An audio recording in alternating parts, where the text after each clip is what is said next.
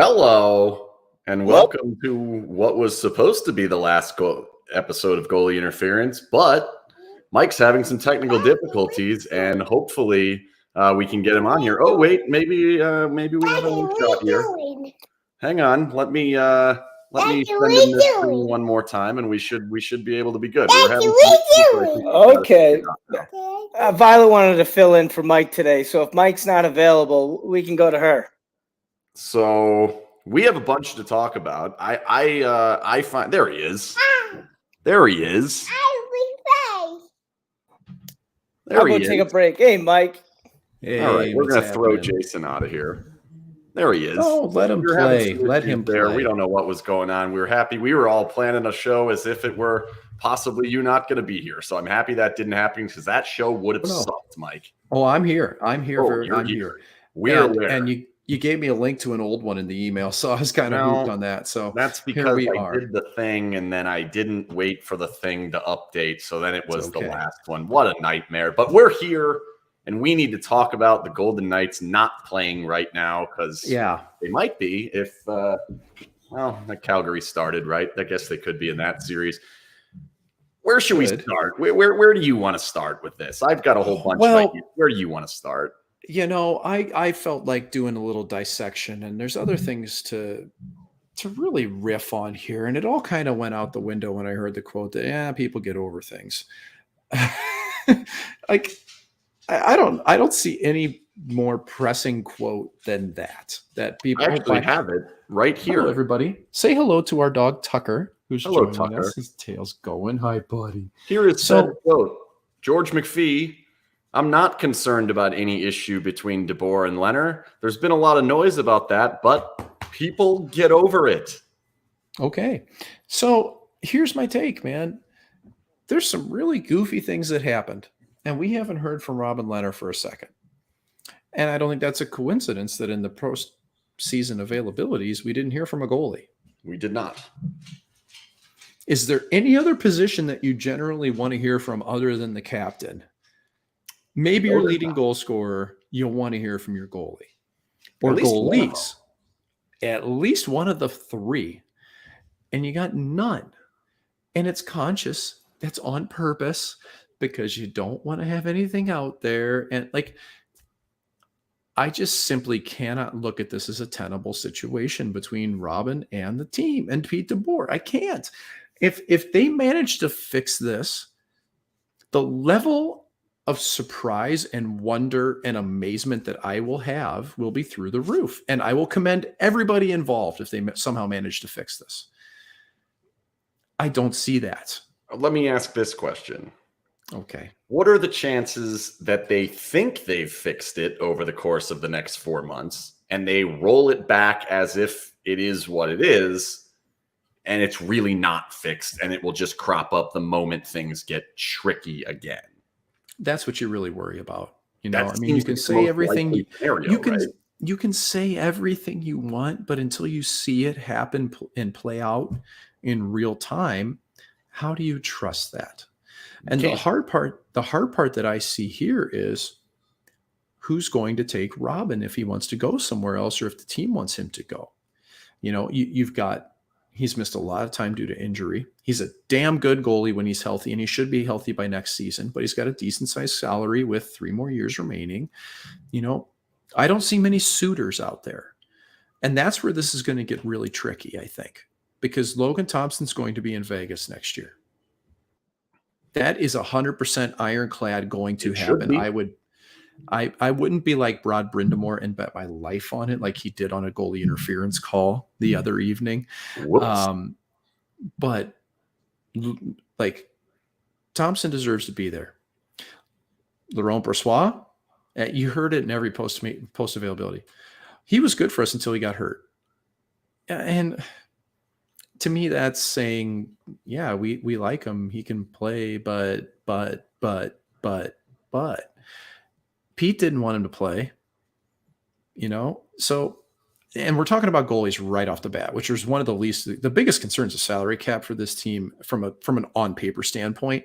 But you have a big personality here with a big contract that you got to take care of. And I'm not sure where that's going to go because, man, I'll tell you this straight up. Like, they could really use that $5 million in salary cap space. Of course. Like, big time, man. Yeah. And like, if you're going to trust Thompson to be your guy, I mean, he had a good showing, man. Like, I wouldn't put it. Like, should that be the risk that they're willing to take? You're in a cup window. Do you want to go down that road? I struggle with that because I can't get a read on how they would feel about it. I think that's a really, really difficult answer because to get a quality goaltender that you know is going to be good, and I mean, like Jonathan Bernier is making what, $3.5 million or $4 million, and Jonathan Bernier is an okay NHL goalie. Like, in my eyes, I don't think you win a cup with Jonathan Bernier. So, are you going to spend that for a safety valve and let Lehner go? Like, I just... You don't have to. You can keep Brossoit. If you decide to let Lehner go, you could do that. You could. And you could hope that Laurent is healthy, and you hope Laurent gets some goalie coaching in the summer to identify some of the things that we saw firsthand, where he's down early, he's exposing short side, he's not reactive. I mean, there's stuff there. You could do that, and that would help. But, like, you got to figure that out right away. You've got to figure out the salary cap. And more than anything else, for the Vegas Golden Knights, they have to repair the entire image of this franchise. And I don't know how you do that right now.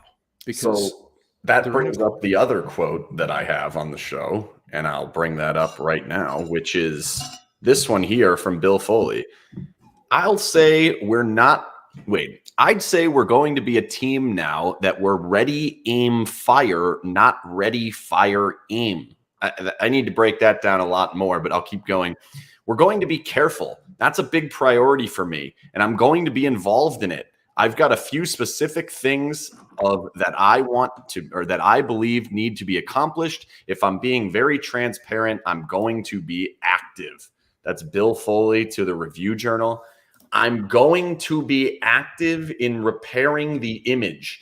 The first question I have for you, before we get into what does that mean, what is ready, fire, aim instead of ready, aim, fire, whatever, before I get into that, this conversation that he had with Dave Shane of the RJ, I believe was the same conversation in which he claimed that Kelly McCrimmon is coming back. And I shouldn't use the word claim. He said Kelly McCrimmon is coming back.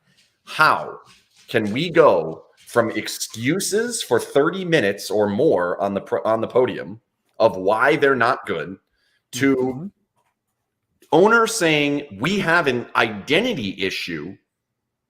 Here are things I don't like, specifically citing the Dadonov trade, and then saying Kelly's not going anywhere.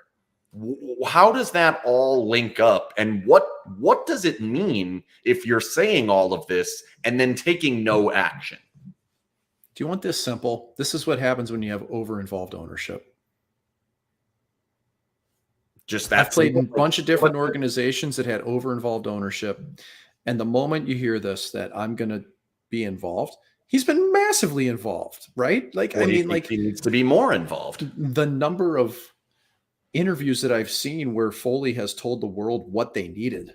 After last year, they needed a number one centerman. We're going to go get a number one centerman to help us on the power play. And like, I honestly have no clue, because I never had a conversation with the man, what his level of interest in hockey was prior to owning the Vegas Golden Knights, but I never heard his name in hockey circles ever. I don't know if he was a casual fan. I don't know if he came to the game 7 years ago. I don't have a clue. But when your owner suddenly knows as much as the general manager or more, like this kind of insinuates that I need to do this to make our team better, it makes me nervous. I've seen this play out previously with financial people, with Wall Street people that buy teams. Jeff Vinnick in New Jersey ran that one in a really poor way. Andrew Barroway in Arizona, same thing. Country club, I've got a team now. My kid can just design the jerseys on NHL 20 or whatever it was. Like, you got to hire people you trust and you let them run, man. And that's where I think the aggressiveness of what Foley wants to do to win no matter what has filtered so hard through everything, that you've got personalities in place that want to do that as well. And you just can't trade horses like junior hockey. You just can't, man. Like, you have to at some point trust who you have, and that's out the window at this point. So now it's a matter. Is he not doing that? Is he not trusting who he has by giving the vote of confidence in the way of McCrimmon, and then McPhee goes on the podcast and sounds as confident as we've ever heard him about what was going on?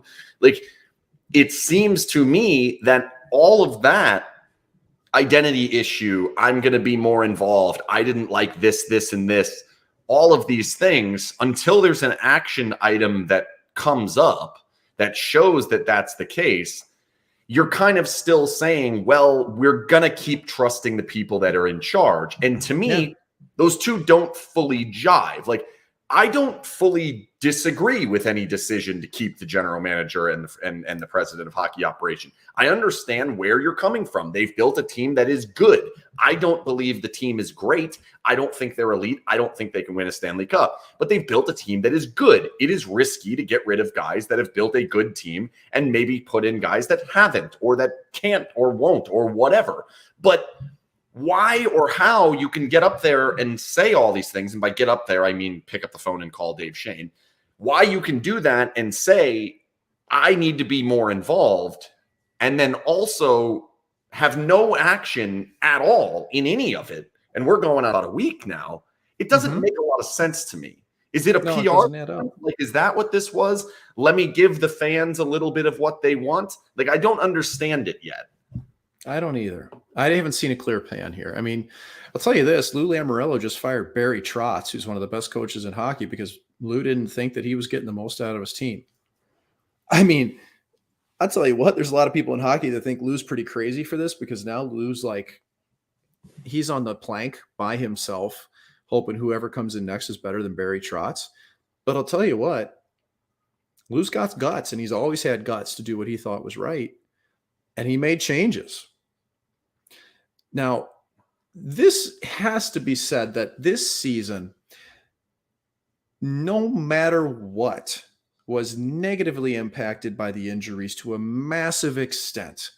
And do I like the way that Pete DeBoer approached things with this team, especially from a communication standpoint, from what I've gathered, and even from a tactical standpoint? I don't necessarily love it, but man, if this had a full complement of teams, I have no doubt in my mind they'd be playing hockey right now. Complement of players. Are they a legitimate Stanley Cup contender? Are they able to beat Carolina and Florida, or, and Colorado?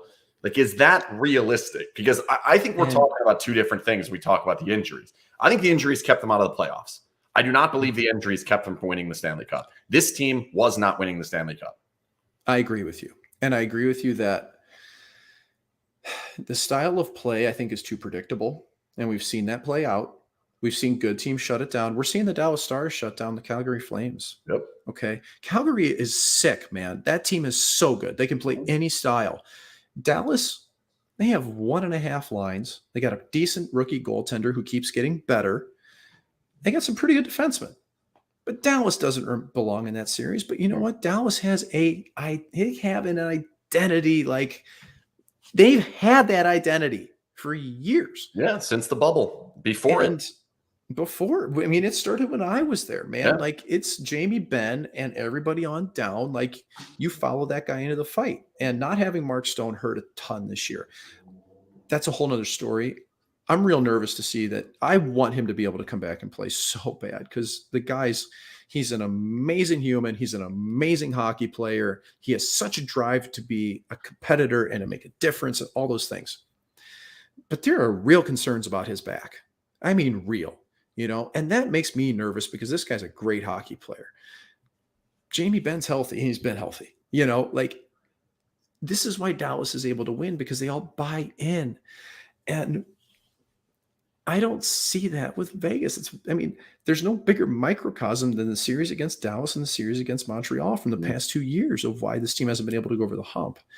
And I think that, man, I don't know really how to phrase this properly, but there's a lack of creativity in the lineup that, on top of the system, makes me nervous as well. Like, they don't have those creative forwards that can do things that make you go, whoa. And these are elite passers. And look at all the teams that are left right now. Okay, I'm going to go down the list. Capitals, Backstrom. There's one. You want to go down deeper? You can find more. Yeah. You know, you go to the Panthers. Okay, Huberdeau, Barkov. Like, we'll give you a few of them there. Okay, they're up 3-2 now on the Capitals. Let's go down even further. The Stars. Who do they have for elite passers? Man, I don't actually know, but God damn it if they don't play hard. Maybe you know what I mean? So what's that? Maybe Hintz, maybe Robertson's more of a scorer. Robe's not really a passer, but like Calgary, Johnny Gaudreau, just sick. Okay, the Rangers, take Zibanejad, take Panarin. You got two there. The Penguins, you got Crosby, you got Malkin. Like, do you know that there's a constant theme to these players, and where did they come from? The draft, all of them. Yep. And that player is in Buffalo right now. The only player that I've seen within the Golden Knights organization that's truly had the ability to make a difference from a playmaking standpoint, that's homegrown with cost certainty, is Peyton Krebs, and he's in Buffalo Montreal. Right now. Okay. Well, Suzuki. So Suzuki, sure. I mean, I almost looked at it as an afterthought because he was gone immediately. He didn't even get a chance to play with the team. My point is that, like, that could be a guy. Like, they Suzuki and totally Krebs. Correct. I think you might be overrating both of those players a little bit if we're saying that's a game changer compared to having Pacioretty and Eichel. But I mean, this is my point though, is that these teams all have elite distributors, and you do not get them via signing, via trade very often. It just doesn't happen. These are the players that you at a premium, like you're paying. Look at St. Louis. You got Ryan O'Reilly that you had to fleece the Buffalo Sabres to get him. They got killed in that trade. The Perron guy, they could have. That guy kind of came out of nowhere for him, fell in their lap. Right, another team didn't like him. Yeah. So it concerns me now because I don't see anybody to be excited about in the Vegas Golden Knights pipeline, even though they signed this. Listen, they made a big signing grabbing that Russian player from the KHL. That didn't happen, by the way. What? That has not happened. Oh my gracious. Ken, fill the fans in here and fill me in. That did not happen. No. Somebody made a nice looking graphic that made it look like he had signed with the Golden Knights. No, I've been fooled. No, he is still making his decision. It's not supposed to come until later in the summer. It is very possible that he does sign with the Golden Knights, but no, Andrei Kuzmenko has not signed. Thank you. Well, I have been hoodwinked. Yeah. I suspect I'm not the only one. But if you're just hoping to pick up scrap heaps out of the KHL, dude, Russians are an absolute wild card. You don't know what you're getting there. So I think that's a problem. I can confirm they have not signed him. That's good. Okay, so I feel better now that I didn't blow that. Well, I did completely blow that, but I worry about the creativity of this team when it comes down to the time that you really need it. And I don't even blame that totally on the system. I just blame it on the personnel. Like, I don't see it there. Okay. And the more the more I started to watch Eichel, I started to realize like he's not as much of a distributor as I thought he was. And I understand the injury. Okay. Like, we all saw him block that shot against Florida and we all went, and I couldn't believe he kept playing. Yeah. I assumed he, broken finger, whatever, or bruised. Well, he had a broken thumb. And this is why people definitely need to be careful about when you start to evaluate players, because if you're playing with a broken thumb, you will not play at the same level. And we all gave him a hard time offensively, but that doesn't change how you play defensively. And I do not see a defensive game to Jack Eichel that I like. I don't. And if that's going to be your top centerman who's going to go up against the Ryan O'Reillys of the Western Conference and the Joel Eriksson X of Minnesota, and when you start to extrapolate this out, you look at Bergeron and Stahl and even Lindholm and Calgary, I don't like that matchup. Right. I don't. And I don't know who the two-way shutdown centerman is for the Vegas Golden Knights. They had an opportunity to sign the one, and then they chose not to. They were linked to Philip Deneau, but then they chose not to. And I remember that happening, them being linked to Philip Deneau, and me thinking, wow, what a fantastic move that would be. For the first time, they're doing something that really looks like a great move. And then, no, he goes to L.A., which got worse. That's where he went. And then they traded for Evgeny Dodonov, which was stupid. But I want to shuttle it back into kind of where we're heading and what needs to happen moving forward here. But the final episode of the regular season this year of Goalie Interference, it's still up in the air. What's going to happen next year? We'll have to see what you're up to. I suspect there may be bigger or better things in your future, but if they're not, wouldn't shock me if we're back here again next year. This is my roots, man. I love the sin bin. Yeah, but I never know. I gotta, if you could. I stunk it up on TBS, man. No, that is not true at all. There were actually a couple comments in here. Where were they? There were a number of comments in here at the beginning. Yeah, right here. Shout out for the awesome performance between the benches. Here was another one. Thank you. Process saying the same thing. Yeah, no, you're out of your mind if you think you weren't good on there. I thought you were fantastic on there. Thank you. That made a game that I didn't think was all that watchable quite watchable, because that game. Can I riff on that super quick before go ahead. And we need to thank Jim Jimerson of the I'm about to do that, but you're going to riff first. I am. You know what was amazing was doing that game was a 3-man setup. I've never done that before. And what I mean by it is you have a play-by-play in the booth, which is Randy Hahn from the San Jose Sharks and Brett Hedican from the San Jose Sharks, and then I was ice level. And first off, Brett Hedican this guy's an unbelievable person, man. He was so positive and fun and great to work with, and just, hanging out at breakfast and before the game, and super positive experience all the way around the horn. But I'd never done 3-man where you have to figure out your timing of working with somebody. And, it took us a little bit to get that rhythm and for me to understand when to jump in, but it was so fun. And if I hadn't done the 10 games with the Henderson Silver Knights last year of color commentary on television with Brian McCormack doing play-by-play, I would have never been able to succeed at what I did this week or this past week on that. Just one, I know it's one game, but I am beyond thankful that I got that chance to call those games with Henderson. One with an awesome guy too. Brian's great at it. Oh, dude. And great to work with. Yeah. And so I wanted to have that out there and recorded, especially that I'm super thankful for the Golden Knights letting me do those games with Henderson. And especially, Brian being so awesome to work with, because that gave me a chance to know what I was doing. And it was fun, man. People ask me if it felt fast. And I was like, no, it felt like I was backing up on the bench. And this is what I've always seen. I've done this for 12 years. It was no different. The coolest part before I finish up the story was that in the first period, Leon Draisaitl and a member of the Kings, I'm not sure who it was, kind of crashed in to the boards right in front of me. And this Draisaitl stick came over that big banana of his and smashes me on the wrist. And I'm like, oh no, I'm bruised and swollen right away. And this was my big gaffe of the night, was that at the end of the period, I didn't realize my mic was still hot. I told the trainer of Edmonton, I might need an ice pack. So if anybody heard that, that was my gaffe of the night. But I did not hear it. I watched. I did not hear it. Thankfully. But I tell this to people and they have a hard time understanding it. And I even have a hard time understanding it, that I miss the pain of playing.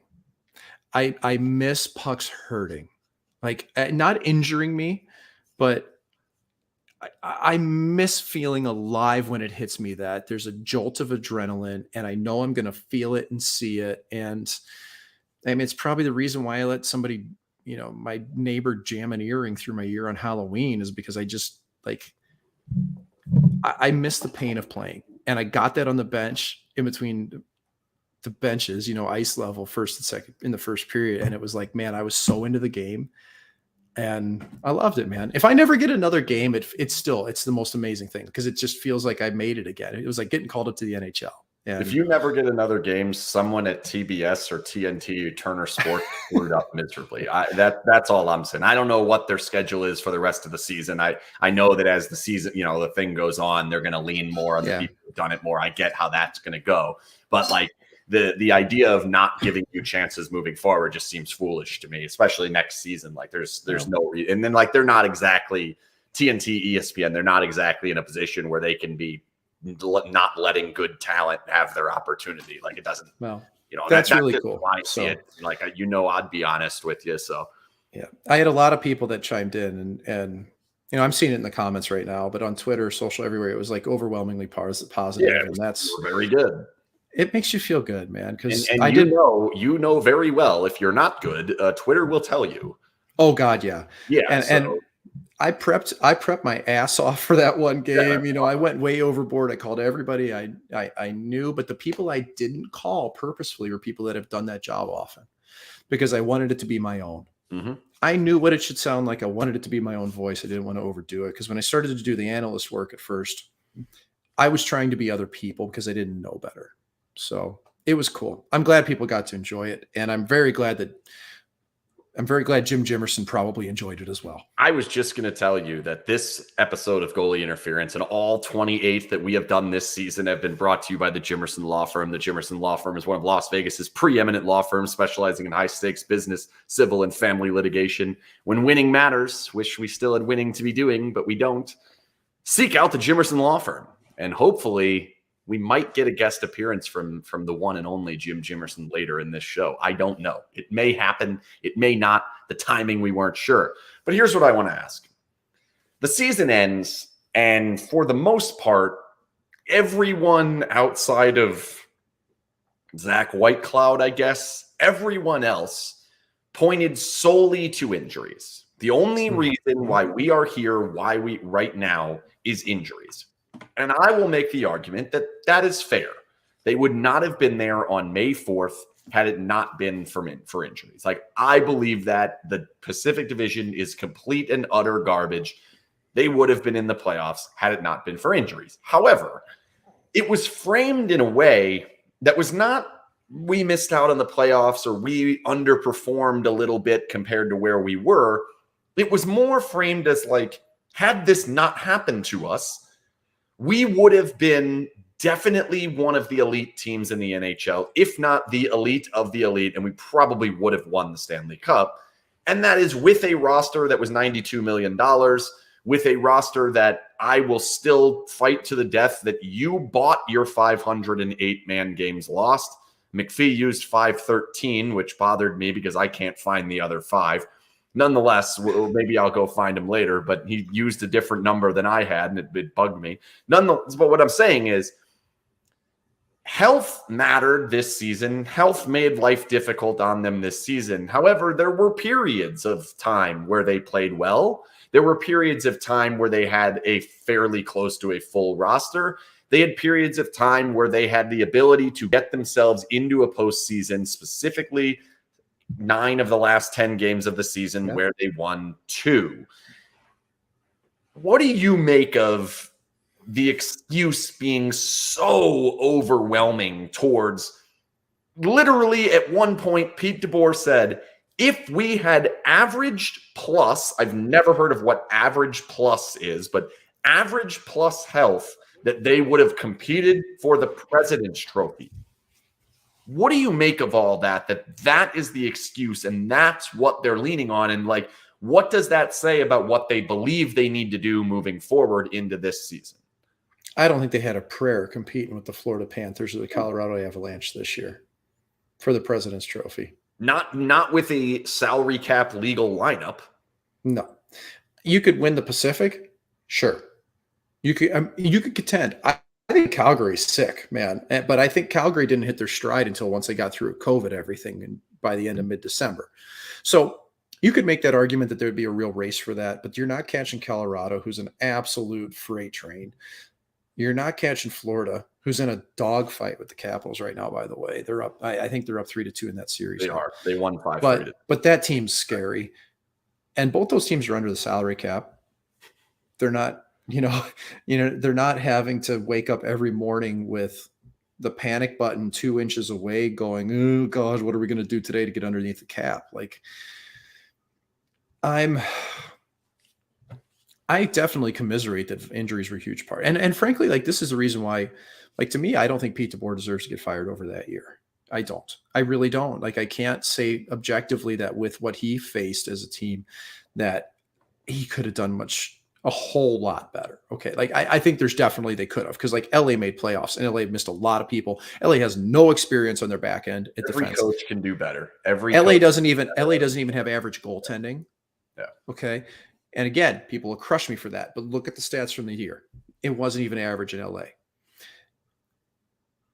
This team has to figure out who they are and play to it, period. There were way too many nights where they just didn't show up or they weren't able to sustain it for 60 minutes. And that's always a lark, like 60 minutes. We've got to play 60 minutes. Like, but man, I'm telling you, when I sat on that desk for 2 years, that team, I'll be damned if most games they did play to who they were. They would come back from games. They'd be down 2-0 going into the third and 1 goal and boom. And like, they still had that core and that identity and that belief. The belief was not there this year. And the belief is hard to come by when you're missing the key components that were always there. And when there's drama and turmoil, because don't think that all this stuff isn't playing out in the room, man. When you walk in every day going, what's going to happen next? Like, we just tried to trade a friend and teammate of ours to a team that was on his list and nobody knew it. And now, like, we've got to pay the repercussions of not being able to with our salary cap. Like, you're just looking around going, what's going on? This team in Vegas needs 1,000% less what's going on next year. And you do that by getting under the salary cap to start the year. You pick the players that you want and you go with it. You don't wait for relief. You don't try to sit 10 million over. If you have to get rid of people, you have to get rid of people, but you need the right mix and you need to run with it. And as the season goes, then you can tweak it if you have to. And that's where Foley said, like, hey, we're going to ready, aim, fire instead of ready, fire, aim. I actually like that quote an awful lot because that's exactly what's been going on with this team. It's actually been more to me like fire, ready, aim than it has been ready, fire, aim. Like, it's just been there's a coyote, shoot it. We need it. You know, like it's not been like. I feel like we're asking for something that's not possible with who's running the show. Like, you have a front office that built I would argue, a Stanley Cup competitor. They made it to the final. They won a game in the Stanley Cup final. Like, I have the puck back there that says they played in a final. You know, like, they built that team, and it was in no way their plan, right? That was not their plan. They've admitted that was not their plan. They then deviated from said plan to make a horrible trade and tried to make a second horrible trade in Erik Karlsson that didn't come true. Then in the next offseason, deviated from that plan even more so by giving up even more draft picks to buy more higher paid players. Then deviated from the plan even more by firing their coach, you know, went to this goalie situation, said that they were going to fix ongoing goalie situation. Like, 2.5 years of goalie situation. And then to go into last season, 5 million over, being the plan, to then throwing that plan in the garbage the second that Jack Eichel was legitimately available. Like, I think you're 100% right that they need to have less what in the fuck is going on today in their locker room. I don't think it's possible unless there is a complete and utter culture shift from people who've been in hockey for 50 years. I want to tell you something that I know about the Minnesota Wild, and specifically general manager Bill Guerin and how he's changed that entire organization. And are the Wild going to win the Stanley Cup? I don't know. Probably not. Are they good? Yeah, they're good. Do people enjoy playing for that team, that organization, and what they're trying to accomplish? Oh, yeah. Big time. And I talked to somebody the other night when Minnesota was in St. Louis who said, everything with Billy we believe in. We know it's truthful. He comes in, he smiles at us, he talks to us. We want to be a part of this. Okay. Now, that team's going to face a massive salary cap crunch here coming up. They got work to do. I don't know if they get past St. Louis, but Minnesota can contend. That's all you can ask for, is to contend, really, across the board. But if I'm looking at free agent destinations, and if I'm looking at the way things are run, I want to go play for Billy Guerin, because I think this is starting to get around really quickly around the league. Because now when I see people in the press box, everybody looks at me and goes, oh, geez, Vegas, what's going on? What has happened? Like, this isn't, I'm always fearful of getting like the bitter employee bitter former employee here. And it's not. It's yeah. Everybody knows I work there, and they all come up going, geez, what's going on there? Like, this is reality. And when you look at this salary cap and where they are, they're going to have to offload people. And I don't know how you do that without paying a price yet again and losing even more.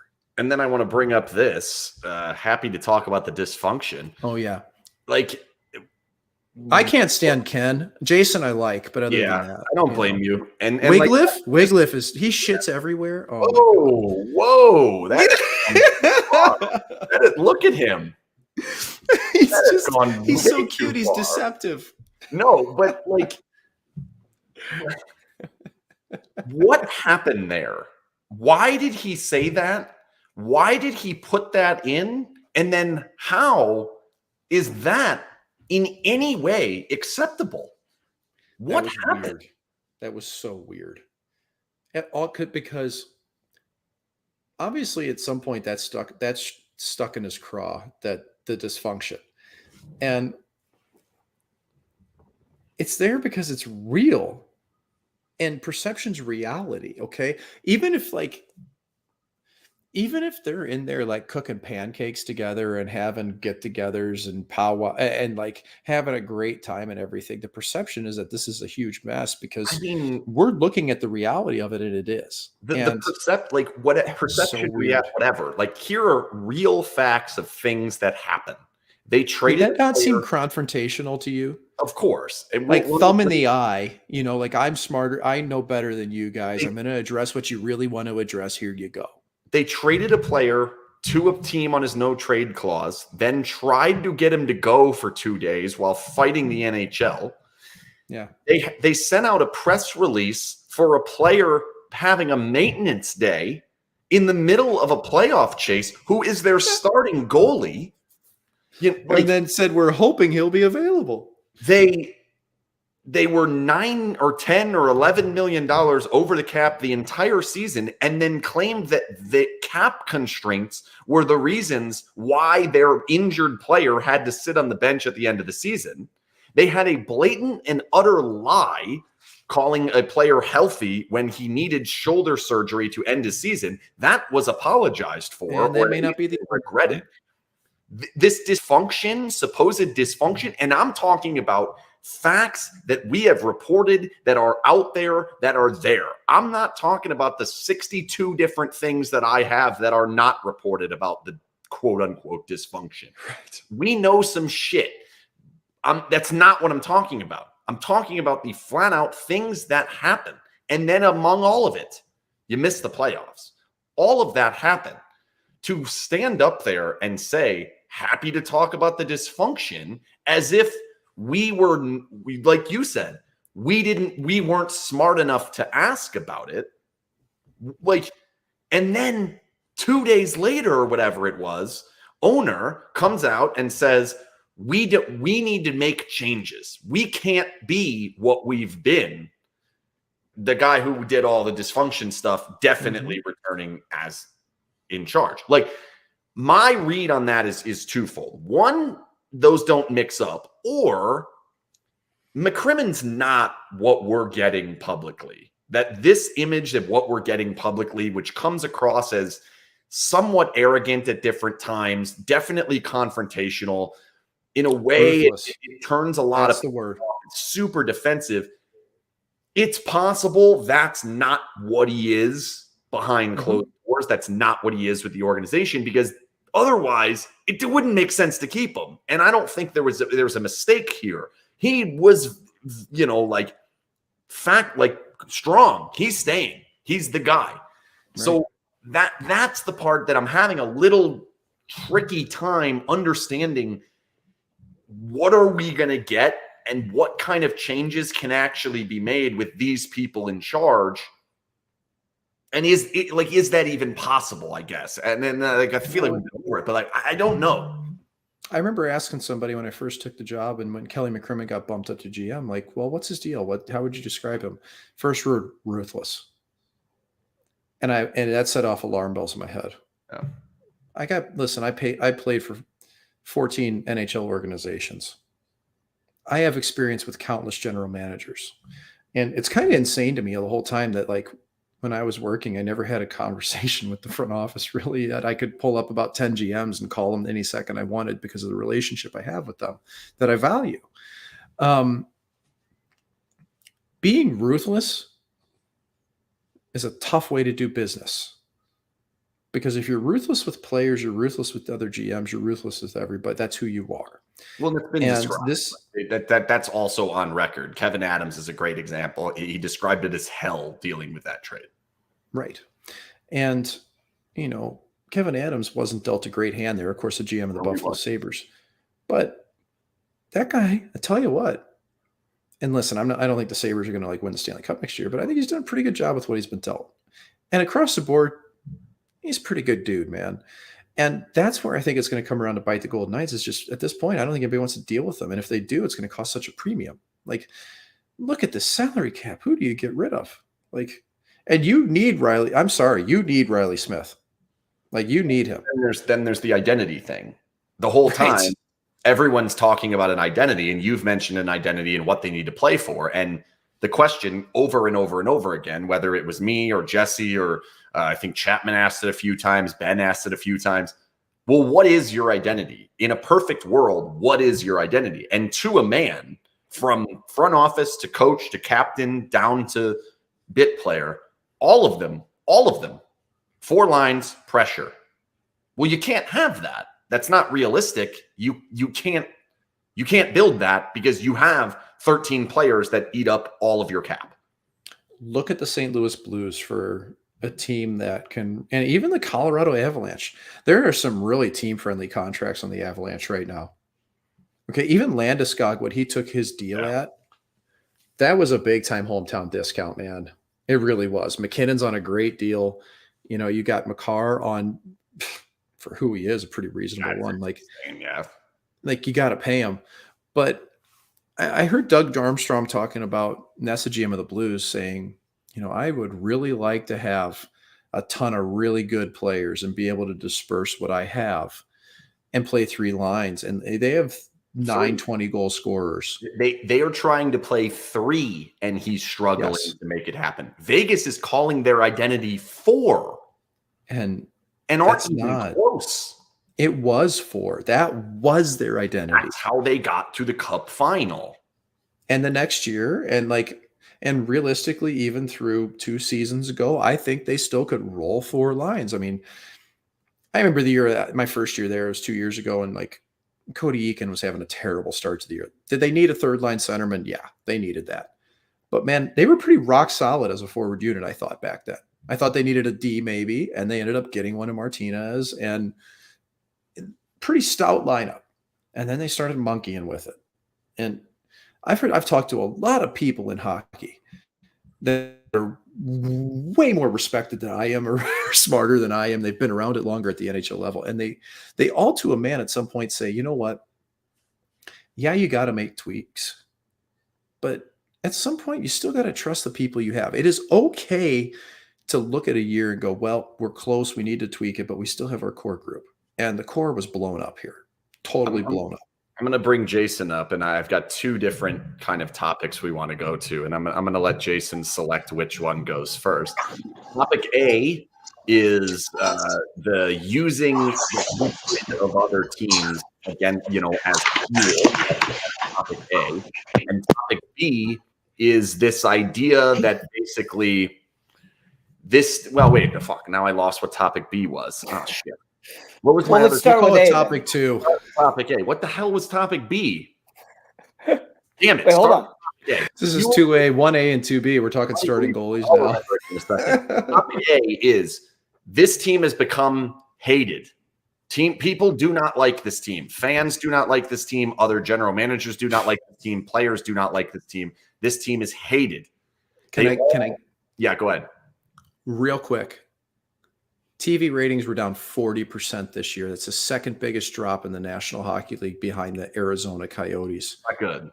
Wait, the Golden Knights TV was down 40%? 40%. Wow. 40%. So, one thing right away, Mike, with those numbers out, the Golden Knights then go to sponsors next year. they can't raise any rates. It's got to be what a 40% drop off rate is. So for those wondering, they're losing money essentially. SinBin's numbers were definitely not down. We were not 40% up compared to years ago, namely because they didn't make the playoffs and we do well in the playoffs. But our numbers were up a lot over the course of this season because we actually tell the truth. But let me get back to this hatred part. First things first, how did we get here and can they rectify it? Let's just answer that. How did we get here? Like, give me some pieces that you think jump off the page of how we got here. Gerard Gallant. You think that's like, all right, that's fair. I think that was the start of the avalanche. I remember when they fired him, I woke up that morning and woke up to a text saying, we're making a coaching change. And I went, what the hell's going on? I was shocked. So I think that hit people hard, but I think that could have been accepted. I really do. I think it's a new franchise. It's a new hockey market. It's all those things.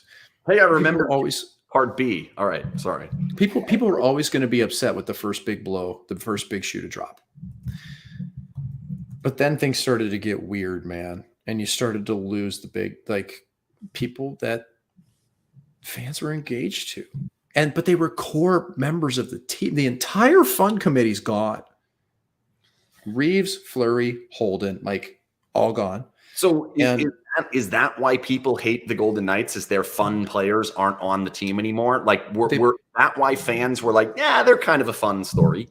The people hate the Golden Knights. Like, I think the fans actually don't hate the Golden Knights as much as that's made out to be. I think it's more so within hockey. I think fans are turning in a hurry because I do think fans from other markets, especially, are looking at the Golden Knights going, these entitled assholes. As far as, and they're actually looking, and folks, I love you all, but there is a real perception that this is the Golden Knights fan base as being entitled and expecting all these things. And you get a market like Philly or anywhere else that hasn't won in forever, and they resent that. Is that fair or not, man? Fair's cotton candy. It's what you get at the fair, but that's real. Well, they should resent their general manager and the coach of their team. Don't disagree for a bit. But that 40% drop off, things got weird. They started to get even weirder, and it's all related to Fleury. I think the cap is a huge part of it. I think that fans of all sports, from baseball to football to basketball, any of it, they do not like bought championships. They like built championships. The reason why the Golden Knights were so much fun the first season was they did the opposite of try to buy a championship. They were kind of just given a bunch of spare parts that nobody wanted and weren't protected and was given away. That's what people liked about them. Then they've tried to buy it. Now, you can buy a championship up to the cap and fans aren't bothered. When they bought Mark Stone, no one cared. When they bought Max Pacioretty, nobody cared. But when you buy Alex Pietrangelo and are now $8 million over, and then you start the season $5 million over and buy Jack Eichel and never subtract the entire way, it comes across as cheating. And whether it is or isn't, it's trying to buy a championship and then paying the piper when it happens, and people do not like that. And the question I have mainly, is it real? Is it actually real that the players can use this as fuel? Is that actually possible? Or is it making I don't think so. Play? In a positive way? Yes. Like, I said this a while ago, like I'm wearing a Violent Gentleman shirt now, which is actually a shirt that's putting on the foil for Steve, which is Steve Steve Carlson from Slapshot, who's been battling cancer. And actually, I'm going to give a free plug because it's a great cause, but it's Violent Gentleman makes the shirt and proceeds help Steve out. But Violent Gentleman makes a shirt that says everybody hates us and we don't care. And I actually think that if the Golden Knights want to like tap into that, they could do it. They could be the black hat team in the league because right now I don't think they have a choice. But they do care. That's the challenge I have, is like, it was not brought up at all. Shea Theodore brought it into the conversation. I asked Jonathan Marchessault about it. Jonathan Marchessault said he was disappointed, and it's sad to see how it's gotten here. Like, they do care. Why? Because they all succeeded in fun. They succeeded around being the cool story. Now you're the assholes. Whether that's their fault or not, it isn't. It doesn't matter. That's what you're supposed to be. And like, Jason's a Patriot fan. I think it's easier to play for the Patriots because you've won multiple times. This team hasn't. I think it makes I do not think being hated makes it easier on the Golden Knights. And I personally don't think they have the attitude or personalities to help them carry through 82 games of being the heel. I mean, Theodore brought it up, but I got to be honest, just the way Theodore plays, it doesn't seem like anger motivates him. Same with William Karlsson, same with Riley Smith, same with Zach Whitecloud. All these guys, really good players, good men, great attitudes playing hockey. I just don't think their actual motive comes from anger. They're not Jamie Benn. No. I mean, it's tricky. It's a tricky situation because can you turn that around at this point? Like, I think you would have to make a massive change in the organization that isn't coming. They aren't. Well, that's what I'm wondering. I'm looking at this line. I'm looking at Cap Geek right now and thinking, like, how do you make a seismic shift that can actually help this team repair anything? For like 7 years. What website are you actually on? I apologize, Cap Friendly. Sorry. I know my gray hair. Look at this, just shining in the. Cap Geek was excellent. Cap Geek was great. Yeah. We prefer Cap Friendly. So, like, I mean, is Eichel go anywhere? No. Is Stone go anywhere? No. Is Pacioretty going somewhere? They dangled him last year, and he's got 1 year remaining at $7 million. But you got an injured player. Oh, and he's older, I know who takes him.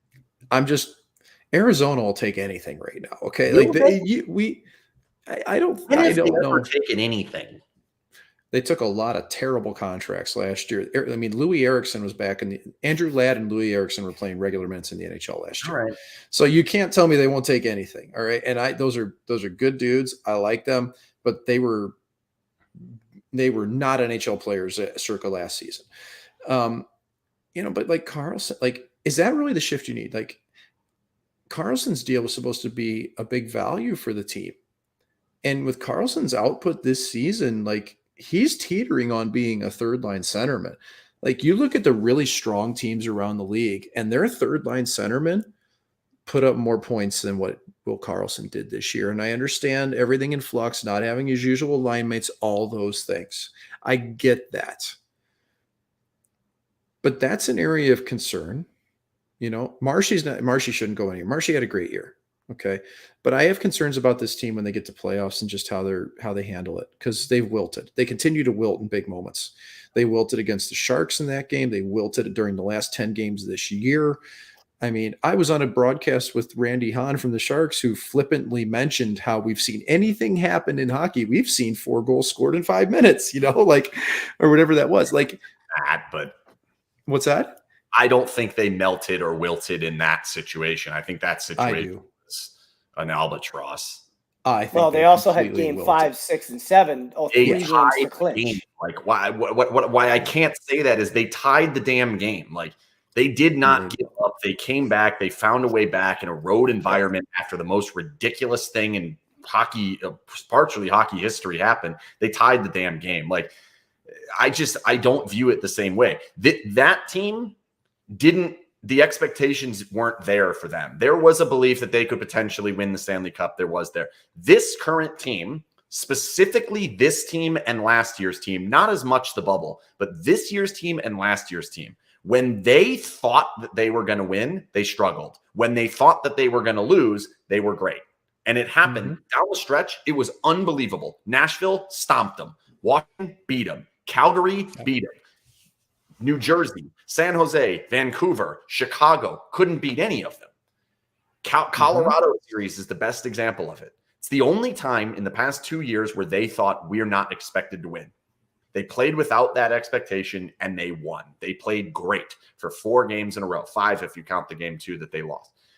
There has to be a way to stop being so we are the best and we're going to be the best. And prove yourself. Like, there has to be some level of that. And that can actually change if they stop making excuses for every single thing that happened. But what they do is they look at a piece of paper, they see names, they see ranking next to them, how much this player cost, and it says, oh, we can win the cup. And maybe somebody needs to print the names out and say, like, where is Mark Stone in regards to right wingers? Is he top 10 right winger? Not so sure about that. Is Alex Pietrangelo a Norris candidate? No. Where is Shea? I think Mark Stone's in the top 10 when he's healthy, which is the question, but I think he is. I don't know about that. I'm not so sure about that. I think that the name tells us it should be, and they have names. Like I was mentioning this earlier today. I was at a meeting with our buddy at Giordano's. Shout out to Giordano's.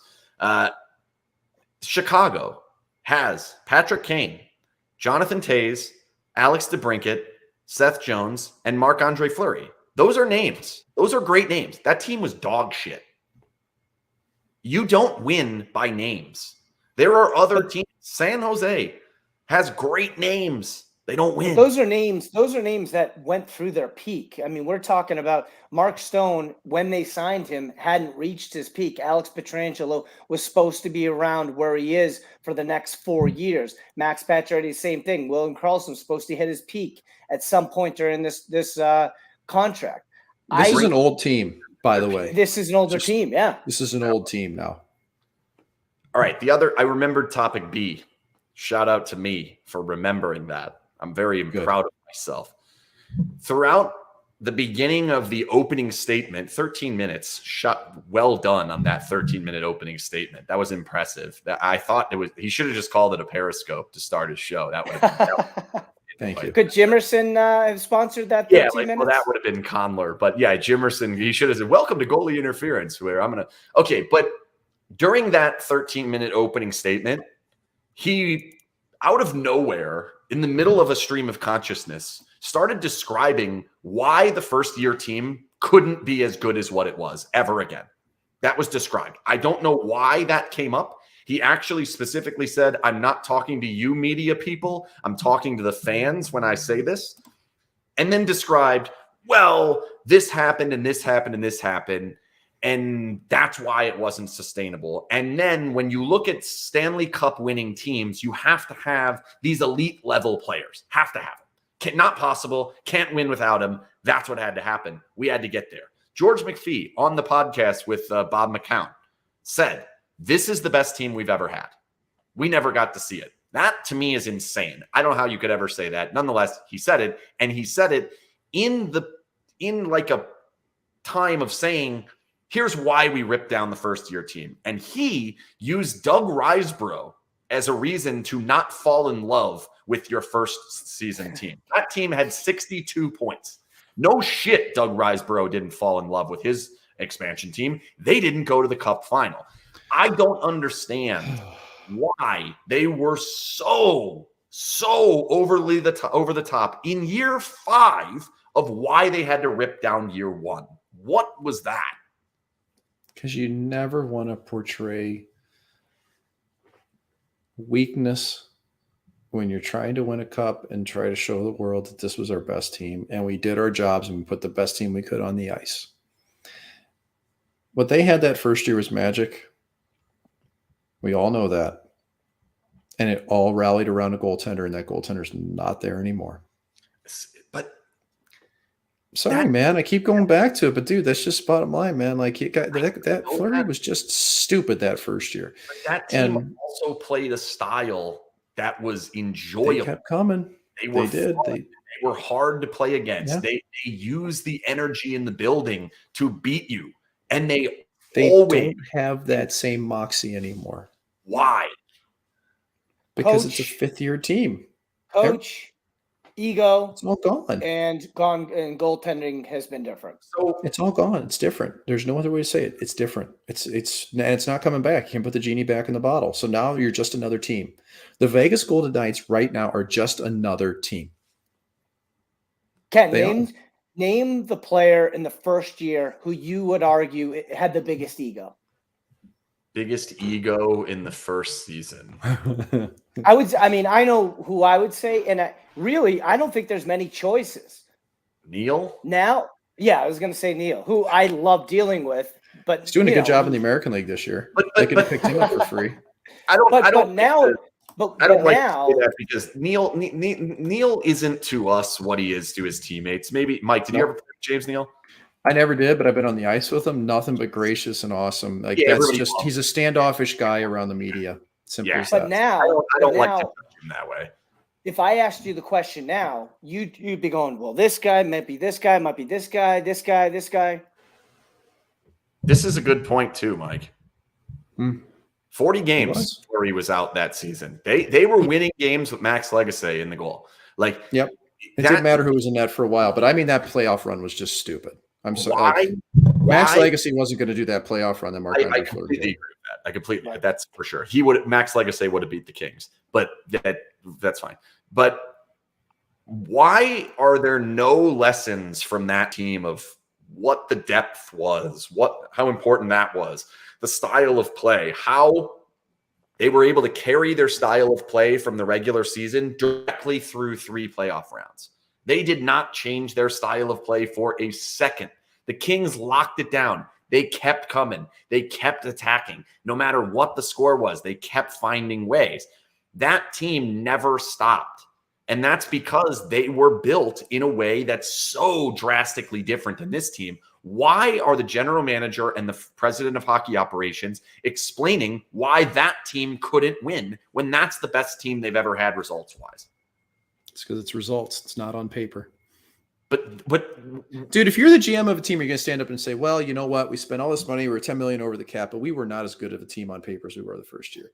You're not doing that. You can't. They're not going to objectively say that. Why doesn't the owner then say, well, what's going on here? Well, because are we crazy to think the owner didn't want Jack Eichel or Alex Pietrangelo? Like, he didn't want to trade Fleury. But they did. Guess who would have had ultimate veto power? If you own the team, you have veto power. Nothing has to happen unless you say it. He did it once. He ultimate veto powered it one time. And I'm assuming when he says I'm going to have a bigger voice, I think that's what it means. I'm vetoing more shit. Dude, how can you promise a guy to finish his career as a Golden Knight and then not do that? Like, you want a reason why the teams hate it is because nobody believes their word is worth anything around the league. I still think they can do it if they want to. They're not going down that path, it seems, at the moment. But I think if they wanted him to retire as a Golden Knight, he'd do it.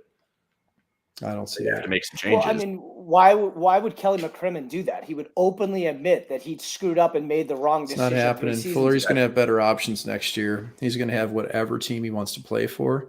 And you're going to look around the league and go, which team can contend? Which team do I know is good? Which team has no drama? Which team has a general manager I want to believe in? When he looks at Minnesota right now and he goes, wow, I like it here and I believe in Bill Guerin and this is a good setup. They want to resign him in Minnesota. The Golden Knights tried to trade Marc-Andre Fleury between year 3 and 4. Foley did not allow it. That's what the first veto was. I look at all of what's going on, and it does seem to me that the front office is returning.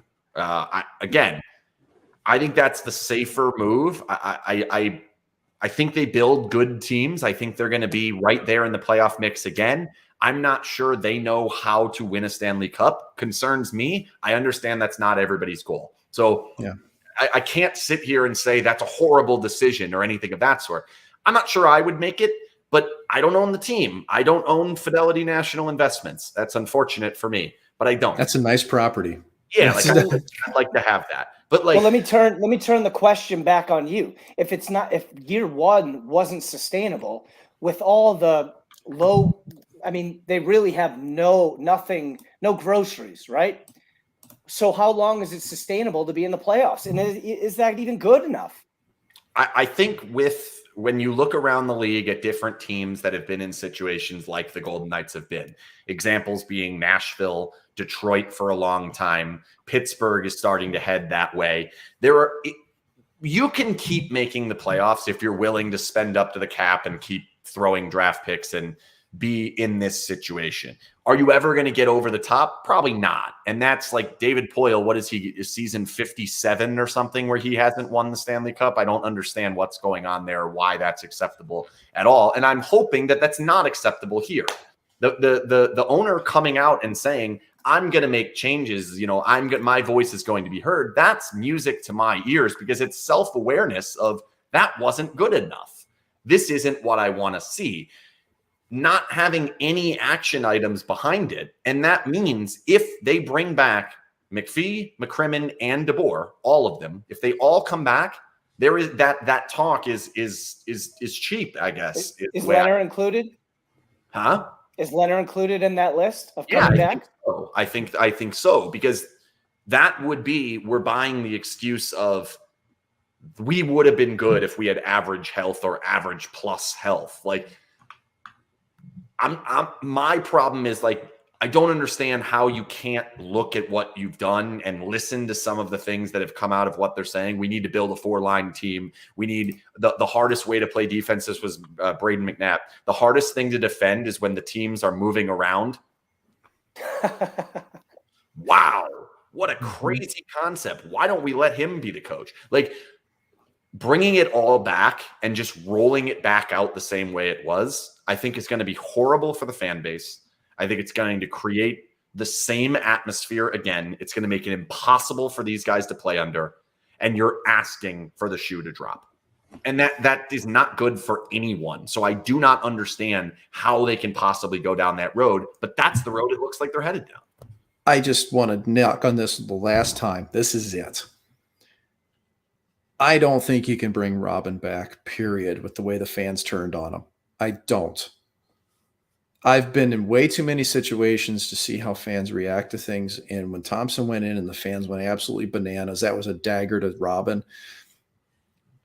You can fix things in the front office, but I don't think that can be fixed with the fans. And I know we've had fans look at me, and I've had fans online that are just Pollyanna as can be. They're so positive.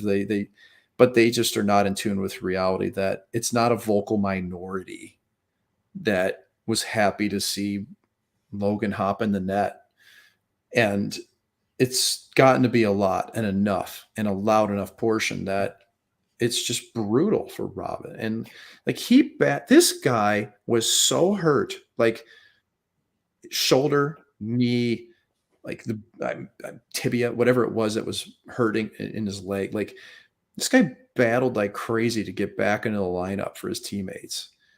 And that's the hard part, is when you're not honest with injuries. People don't know what this person's doing to try to help the team, to try to win the championship for the fans. And that's totally unfair to Robin. But that's the way it's worked. And without that honesty, you don't know what's happening. And then there's also the questions of why should he have been playing in the first place, which, if you have a player who you believe is healthy, and he's saying he's healthy and he can do it, and he's being paid to start those games, as we've been told, you start him. And that's why I think he's set up to fail from the beginning. I just didn't see, unless winning a Stanley Cup happened, was going to work. And Thompson doesn't face that, because he has not been the guy brought in to replace Fleury. He's from within the organization. He's actually one of the biggest success stories they have right now with the organization, in a great way. Huge credit to him. Guy's been awesome. But Mike, I don't see how that goes forward with Robin. I mean, what if they don't bring back DeBoer? Can Robin find? Because I mean, let's be honest. I mean, those comments at the end of the year didn't help Robin's demeanor. So, could he come back if DeBoer is no longer the coach? I mean, I think this is organizational, in my eyes. But this is what we're seeing right now, that Ryan Field just chimed in. It's unfair, but at this point, I think it'd be best for both parties, Robin, VGK fans. I agree. Like, this is a divorce. Like, this is, boy, we thought this was going to be okay, and it's not anymore.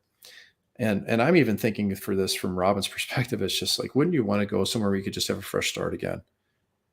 Because it's loaded. It is so loaded in Vegas right now. What's the cost to do that? Great question. And does Foley want McCrimmon making that move? I mean, he's given away so much to give away stuff. So can I back up? It's cut and run. Yeah. Like this, you're not at the point where you're going to look retrospectively at things and go, "Oh, we're going to look like losers if we do this." Like, you just got to make it happen. This is coming across as like the fans are pushing Robin Lehner out of town. He wasn't good enough this year. He wasn't healthy enough. He's a big reason why they were not in the Stanley Cup playoffs. Like I'm not going to sit here and say I think he's a terrible goalie. I think he's been treated fairly poorly from the beginning, and I believe that was 99% not Robin Lehner's fault. But I think that there is a part of it that is like you cannot argue that his lack of availability at 100% hurt the team. That is the truth. There's no way around it. And he's not getting younger. I mean, you do look at a player that's his size at that age playing that position. And frankly, it worries me about it. Can he play a full season? Do you think I worry about that? Like, you think it's what's best? You're the marriage counselor. You're like, you know what, guys, you should probably sign the paperwork and figure out what days the kids go to where. Like, yeah. Do you think this actually happens? I don't know, because it's going to cost so much to get rid of that contract. This is what I'm circling back to, man. No team in the league's helping this club. They've got contracts to get rid of. Dodonov. Okay, what do you want to take? Okay, let's take Kessler's contract and a second rounder. And John Moore. Like, dude, the bar's so high. That's why they're just screwed, man. Like, I don't have any other way to say it. Like, the cap gymnastics they're going to have to do for next year. And if they sent Robin out, wouldn't that be admitting to dysfunction? I think everybody knows it is. He's happy to talk about it. But he hasn't talked. Oh, no, I'm talking McCrimmon's happy to talk about it. And then that is fun. Yeah. That was the weirdest thing ever. It was. Mike, I've never seen a general manager. Now, I'm starting to think that maybe his job was on the line, and that why he spoke for 13 minutes was to remind all of us how well they did for the first year, second year. So I think he was sort of pitching the plea to the fans, the media, and then also to ownership. So I don't think – I mean, I've never seen a general manager kind of – I don't want to call it a breakdown, but it was a little bit of a faux pas. I don't know what's the right word there, but I've never seen anything like that before. It was strange. And, man, I don't – Kelly McCrimmon didn't have any NHL experience until he came to Vegas Golden Knights. And that's not out of the realm of normal. That happens. But boy, the normal career trajectory for an NHL GM usually comes from a lot of experience working your way up and through things in the professional ranks rather than junior ranks. And my impression is that there is a distinct difference between junior hockey in Canada dealing with kids in small towns than it is the big stage in the NHL dealing with grown men and billion-dollar companies. And I'm not sure that was fully grasped. Did you listen to the McPhee interview with Bob McCown? I have not. Fadou Bobcat or Fado Bob, I don't know. Bobcat. He wears sunglasses in his living room. It confuses me. Everybody's got a brand. Good job for him, though. And he can get McPhee whenever he wants them. And he calls him McPhee, which I think is funny. I don't understand why George doesn't get credit here. Or blame, I guess, is probably the way that I should put it. Like, why is this all on Kelly? Why does it go to Kelly? Why is it like he's never dealt with $1 million athletes before? Well, George did for 17 years before he got here.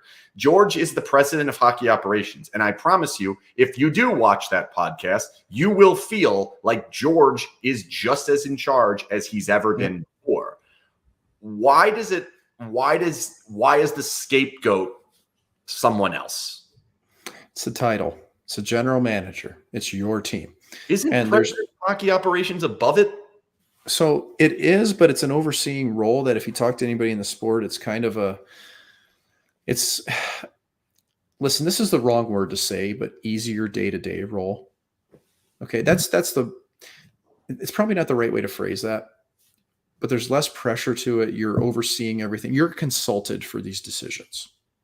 And you're consulted across a wide swath of things rather than just being the general manager and honing in on your personnel. No, he's president of hockey operations. I know. I know. It's not the president of the team. But like, I'll tell you, like, I've played for John Davidson in Columbus, and John Davidson wasn't Jarmo Kekalainen. Jarmo Kekalainen was the GM. Now, was John consulted? Absolutely. But he didn't make an answer. But when Jarmo was put in as general manager, did they have a 25-minute press conference where they said nothing's changing, where this is a collaborative effort and we split up the teams 15-15 right off the beginning of our expansion draft and nothing's changing? We're going to have meetings tomorrow, and I assume they're going to be exactly the same. Did they say that? I do not have that information for you. Because Golden Knights did. So I think that this team and even this management really, and I really like George McPhee. I think he's a really warm person. It surprises me that this has gotten to the point it has with him involved, but it shows the strength of personality surrounding him, I think. And people are tight. Like, you make decisions as a group that you got to run with. And Golden Knights went after the best players they possibly could. They put the best team they thought they could on paper, and it didn't work. So, Mike, as a player, you just mentioned you don't know, you didn't hear or didn't pay attention to Jarmo's press conference. Do you think this team did? Do you think they? This was how long ago? Well, no, I'm just talking about Vegas. These players last week. Do you think they paid attention? Pay attention to McCrimmon's press conference. Oh yeah, the engaged ones. I don't know if Michael Amadio did, and I don't mean that like saying he doesn't care. I just mean like, I mean the players that have been around for a while that are really invested, that deal with your GM a lot. Like, this stuff all gets around. Like, everybody hears it eventually, one way or another. Yeah, and if they don't, man, they're not doing their job. This is a leader of your team. You need to listen to this. Yeah, I mean, even in the minors, we'd listen to it, you know? Like, I remember being in Arizona and just hearing Don Maloney at the end of the year, everybody's going, what is this guy talking about? This guy is so lost. Like, how aloof is this person running our franchise? That was the internal talk, you know? And, man, people hate hearing that, you know? But it's true. Like, people definitely hear that stuff. Is there any part of you that can see the ownership saying, I'm going to take a more vocal role, I need you to change? Is that actually possible? Is there any way that could be positive? It's hard for me to think, because Foley's just inherently such an aggressive individual in terms of his business practices. Like, you don't live in the financial world unless you're ready to kick some teeth in, man, and take some risks. But he also has failed, and he has mentioned his failures, and he's upfront about his failures. The biggest one being Carl's Jr. He bought Carl's Jr. and said, we're going to sell more hamburgers than McDonald's. They don't. Did he really? He did.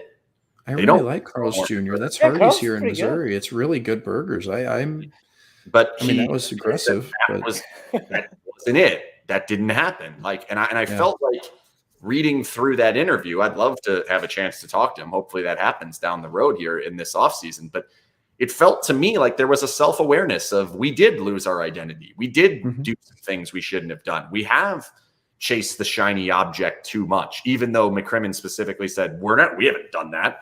All we bought was Pacioretty, Stone, Pietrangelo, and Eichel. We don't do that. How is he so far off from the other things that are being said? Why are they not on the same page? And like, yeah, what is going on there? Where is the self-awareness from the owner that's not there from everyone else? And like I said before, is it possible that we are getting this excuse-ridden whatever, and that really behind the scenes, they are understanding we need to change. We got to be better. We're going to do better next time.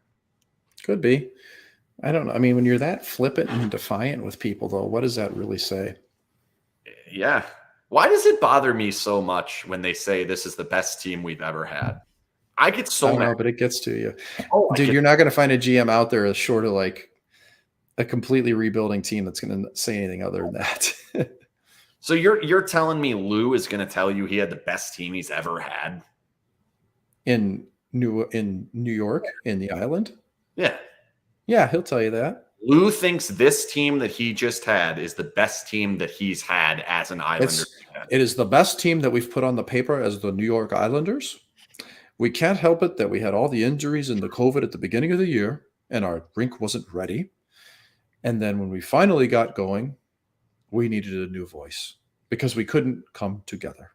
Oh, yeah. This is GM Speak 101. This is the best team we put on the paper. I don't know. That just irks me to a degree that I can't. If you say otherwise, you're just telling the world I sucked at what I did this summer, man. Like I couldn't get the pieces I wanted. And you did suck. You went from cup final to eliminated in the regular season. This happened. Real life happened. Sports are a black and white business. Win or lose. When you lose, you have to stand there and say, we didn't win. Here's why we're going to do better. This team did not do it, and it bugs the shit out of me. And I cannot explain why it bugs me so much, but it really bothers me because someone admit why you were sucked. Please. Well, this is why I wanted, and part of it is because I did do the game last week. Shout out to Zach Whitecloud. He did it. I wanted to go hug him. Yes. So this is part of the reason why we didn't do it last week because I had a ton of things going on, but I also wanted to wait a week to see how things shook out. And I was specifically hoping to have some meat on the bones other than the excuses. There was and they didn't come. They didn't come. And Zach Whitecloud is probably the most self-aware guy on the team in a lot of ways. I think Alec Martinez is right there as well. But man, athletes believe. Like you want to just. The problem is like people find excuses and everything. People are complaining about referees losing games for things like. There isn't. There shouldn't be a disconnect here. They're separating what's on paper versus results. There shouldn't be a disconnect. That's true. Because what actually happens is real. I mean, there is no greater example than the LA Kings, man. They're up 3-2 on the Edmonton Oilers, and that team had nobody this year, The season ended. They came up 3 wins short. I asked Gerard Gallant, what happened? He said, their team was better than us. We need to improve. We need to get better. That's what he told me. They have more horses than we had in this series based on how we play. That's what he said. The players, we got to get better. We're right there. We got to get better. They went out. They used up some of the salary cap. They didn't shred the team completely apart. Yes, they moved an entire line, but they didn't shred the team to the ground. They made some moves. They got better. They had more horses to do it. The end of the second season, they were, in my opinion, robbed. That's an excuse I can accept because the league literally called them and gave them the excuse. Since then, they've done nothing but tell us that they're better than they are. Mm-hmm. Stop it. Okay.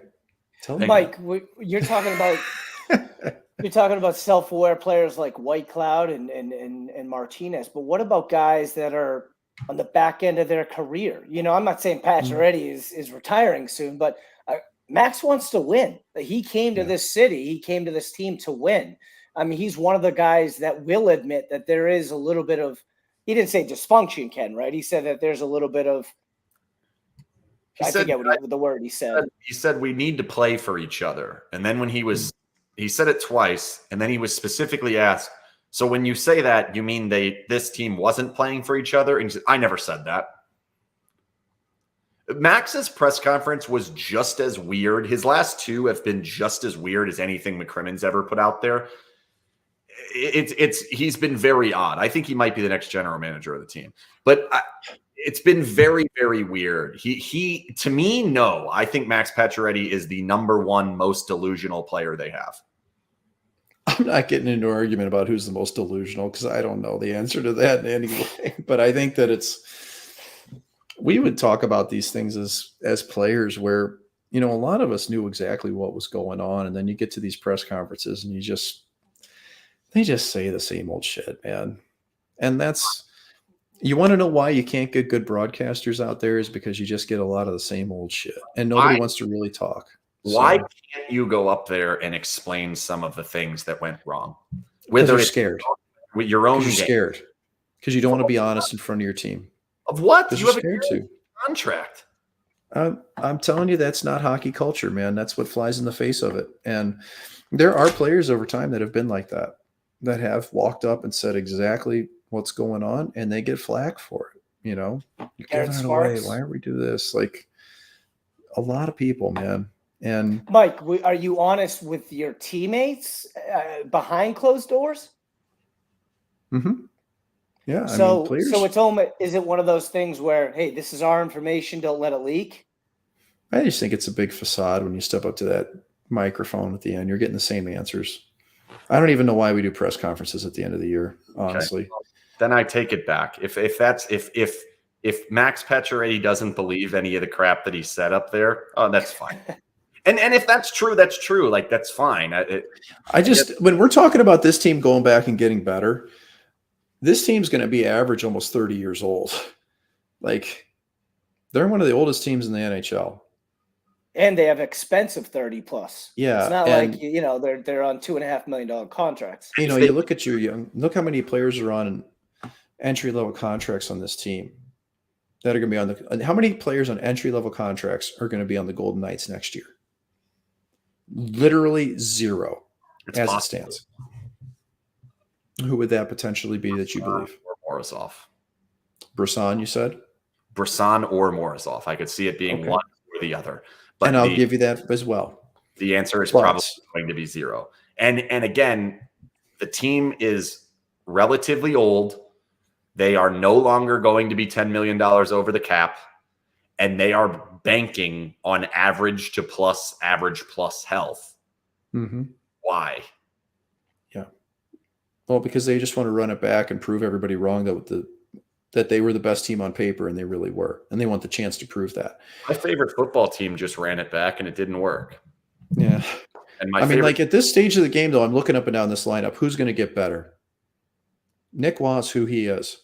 That's the best season you're ever going to see from Nick Waugh. And by the way, he's going to get paid. And that's going to be a problem. How much is he going to get? A hell of a lot more than $750. Like 3 times that, 4 times that, 2 times that? What are we looking at? Minimum 2.5. Wow. Minimum. Trade him right now. Yeah. If that's the case, trade him. I need to cheer for him to suck in the IAHF. I mean, he had 39 points in 78 games. You're looking like 3+, man. He's got to go. Like, if this is what I mean. Like, they have to trade him. Because that's a value, that's an asset you can get something back for. You can't afford that. I think he's replaceable for an entry-level player. Wouldn't shock me in the least if Ivan Morozov can be as good as Nick Waugh. I like Nick Waugh. 38 points in 79 games is not going to be $2 million or under. Mortal lock, Billy guarantee, that's not happening. You want comparables around the league? Go look around the league for the people that put up 38 points last year. So what about Chandler Stevenson got his contract and he makes less than that? Yeah, because he signed it early when he was having a little bit of success, and now it looks really good. That's a great contract. So I think you're right. I think I'm actually cheering for Nick Waugh to suck in this tournament. The tournament doesn't matter, dude. He goes out there. It doesn't matter. Like I want to see turnovers. I want to see all sorts of. Doesn't matter. Nothing matters in this tournament. This tournament's a joke. World Championships. They asked me to play in World Championships twice. Come on, man. Like they can't afford that. They can't and the more I look at the salary cap, the more I'm seeing this beautiful third or fourth line that they had that both McCrimmon and McPhee mentioned. So obviously they talked about this. Carrier, Kolazar, Waugh. That was going to be an elite fourth line. That's your third line now. Right. That's your third line. That's not a good third line. It's not. But it fits their budget. You're not rolling 4 lines at anyone if that's your third line. So here you go. You want some comparables on Nicholas Waugh. Self-awareness. Give me comparables. Let's go right ahead of him. Jean-Gabriel Pageau. Take him. How much does he make? Do you want to know? 4.5. It's a lot. Is it more than that? JG Pageau got $5 million on a 6-year deal. Oof. With a ton of no trade. But that's also a Lou Lamoriello deal, which is Lou gives out questionable deals. So are the Golden Knights. So there's your right next door to him comparable. I mean, who else? Give me some others. So Ross Colton, Tampa Bay. Here's another one that's a value contract there. And he signed this a while ago, though. Ross Colton's only 1.125. Ross Colton's better than Nick Waugh, though. And he's got 1 year left on it. There's one. There's 2 rings, too. Yeah, he's doing okay for himself. Connor Brown in Ottawa. That's actually a really good comparison. And Connor Brown's probably a better player than Nick Waugh is, I would consider. But Connor Brown is due for a raise as well. This is good from Chris Boyd. Barbashev got 2.5. Mm-hmm. Yikes. But Barbashev wasn't anything until this year. This was his coming out year. And Nick Waugh has been? Nick Waugh's been okay. So Connor Brown's probably your best comparable in Ottawa, or similar. He's at 3.6. So I'm telling you, man, I don't think Waugh's going to get if Vegas may lowball him and say we're going to give you 2.5, and he could take it. Arbitration could happen. I believe he has arbitration rights, but I'm not 100% on that. So, Mike, you're sitting here concerned about some of these players. Are they going to get better next year? Well, I mean, it doesn't sound like we can all agree on that. So where do they improve? Is it coaching? Do they need? Is that the position or spot that they need to improve in? They need to take a strong look at how they play. And they're going to have to, they're going to run back a healthy franchise. That's what they're hoping first and foremost. But I think for them, they've got to figure out a way to defend better, because this year it was not good enough. And I'm not just talking the goaltending. Fix that. I think the current head coach can fix that problem. I hope. If they can flip it, coach can fix the other problem. If they can flip it back to 2021, that's good. Do they get to play that West Division again? That wouldn't be bad, was it? So we're going to do a whole podcast. Bottom line, they got to play better defense to me. That's where everything stemmed from this year, is that it just wasn't good enough defensively. Well, I guess my question, Mike, is you see it too on social media. Trotz is let go, so everybody wants to bring in Trotz. I'm one of those people that I think in a way we've seen Pete DeBoer. He's been outcoached several times, especially in the playoffs with this team. But I'm not really willing to say fire him, because I don't necessarily think he's the problem. If we're just looking at this as throwing spaghetti against the wall, Barry Trotz isn't coming to Vegas. That's what Ken and I have been saying too. Explain why. He's not. Why? Because they already have DeBoer in place. And I just don't see that happening right now. I don't.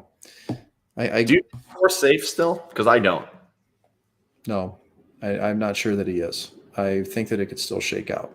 I feel more confident about it now that DeBoer will be back than I did a week ago, because I thought for sure we were going to see a fall guy immediately. And especially knowing that it was I think things were pretty contentious. The fall guy around 508 games, 513 games, games lost. I think that things are pretty contentious around the Foley estate. I'll say that. So I was kind of surprised that something didn't happen, but we'll see. Okay, here's a scenario. Did something happen, but they don't want to embarrass him and they don't want to pay a guy for not working? And Kelly McCrimmon? Well, I don't think paying somebody to not work that happens across the league. That wouldn't be the impetus, because I believe, guys, please correct me wrong, I think Pete has 1 year left on his deal, I want to say. And honestly, man, teams throw those contracts out the window all day long. I don't think that's okay, but and Pete's probably making Pete's probably making $3 million or something, or $4 million, somewhere in that range. That's kind of your going rate. So whatever, that's a pittance. That's a lot more than a $70,000 broadcaster. So it's like Carl's Jr.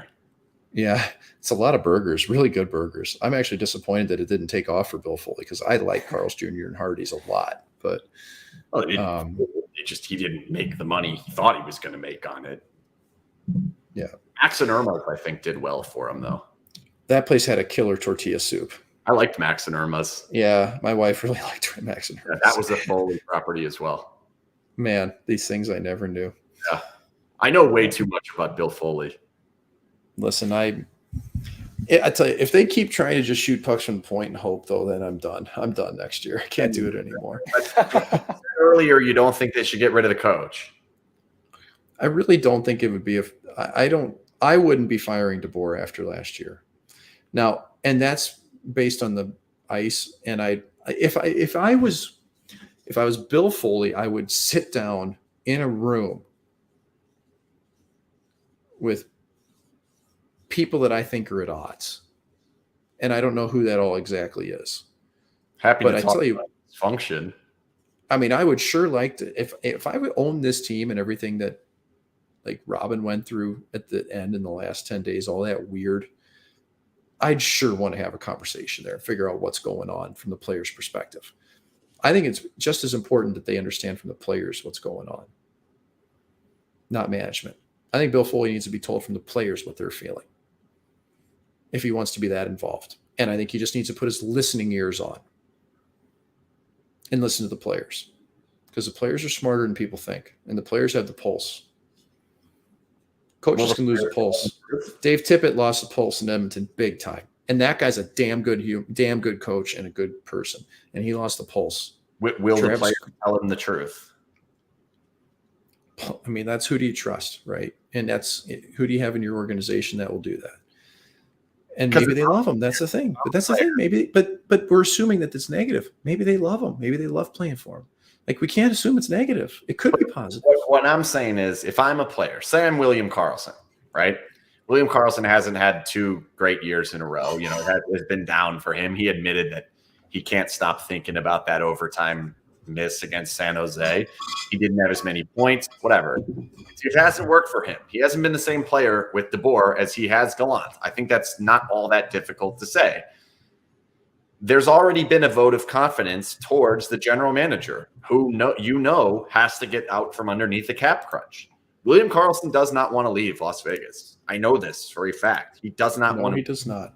If Bill Foley calls him in, is he going to be honest about, well, this isn't working, this isn't working? No, probably not. I don't know, man. You get to a certain point where you realize that things aren't working, and you're pretty honest sometimes. You want to see somebody be honest, back them into a corner. And how do we back somebody into a corner of getting them on this program? Robin, boy, if you're out there, please join us. Steakhouses.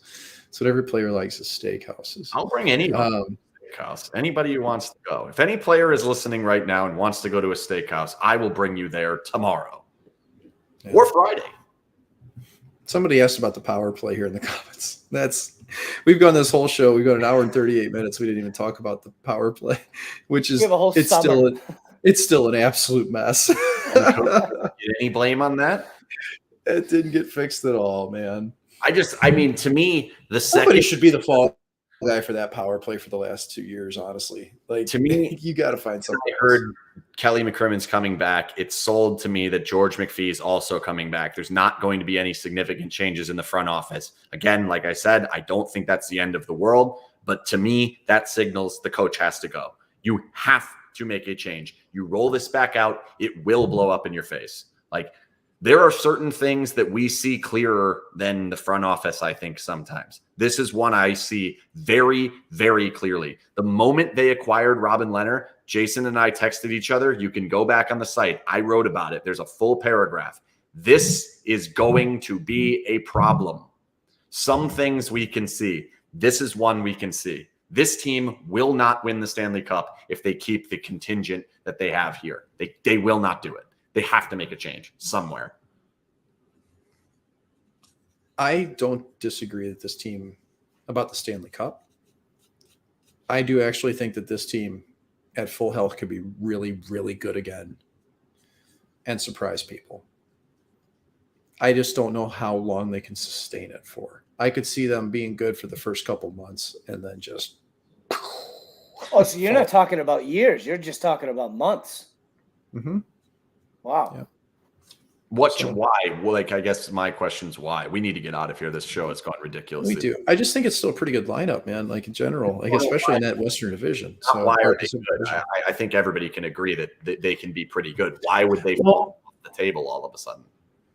Because that's where you get to the point where I mean, it happened to San Jose a couple years ago under Pete, and that's kind of where I'm basing it off of. And San Jose was still a pretty good team, but they weren't as deep as they needed to be because their contracts were so weighted heavily to one end. And the moment you lose a player or two there, and especially with the prior history of this season, you know, you saw cracks in the armor this year. I mean, they still almost made playoffs, but you saw major cracks in the armor. And those cracks don't necessarily heal themselves mentally. Cracks meaning guys yelling at each other in the locker room or on the bench. Oh, the bench was negative this year, more than I've ever seen. That's for sure. They were losing. Slamming doors, snapping sticks. Like, that's what happens when you lose and you suck. But I just think that the team is – it's still pretty good. And I think if they're healthy, who knows? I really believe that. And I just think that there's a quagmire. And I really think the Nets is a big problem right now. Like, what are you going to do? They have to figure this out as soon as they can. And I don't know if they'll be able to. And that cap issue is – we'll see. I can't wait for our first episode of Goalie Interference, because we're going to look at a lineup and we're going to go, what have they done this summer to make this team the best team they have ever had on paper? They can't. Well, we know that, but I can't wait to see it. Okay, I look forward to that day. I hope that Goalie Interference returns next year. I'm still pretty sure. We'll see. Maybe I'll be wrong. I'm pretty sure you're going to not have time for us next year, and I'm not going to blame you. I'm not going to blame you at all. You're getting this bigger. Has been. We're kind of wrapping this. I can feel it, and I want to be told. I really enjoyed staying connected to the Vegas fan base, because it was challenging at times, but it was really cool to be on air and talk to everybody then. And like the love that people would have coming up after games and wanting to talk and everything when the world started to get normal again was just cool. And, you know, we've got a little bit of that now. And what we do here is still pretty awesome because we're honest, and I'm honest, and I don't filter what I'm saying, because I've said this to you guys before. I don't have to do this. I can walk away from hockey. And if people don't like me for it because I say something that's truthful, whatever. If everybody ever has a problem with me, come talk to me. The people that won't talk to me, that's their problem. You know what I'm saying? So we're just going to get back after it next year, and we're going to make the most of it, because that's who we are. And I don't even know what wrestler voice I just did there. But it sounded like a generic wrestler, but it was kind of in between. I think we all could do the Stone Cold, you know, a couple of beers. How about a couple of beers? Hell yeah. Well, just to let you guys know, since Mike has joined this show, his ratings has gone up 40%. Oh yeah, we than Vegas's ratings on their broadcast. No, we stole their ratings. I don't think I had anything to do with that 40% the other way.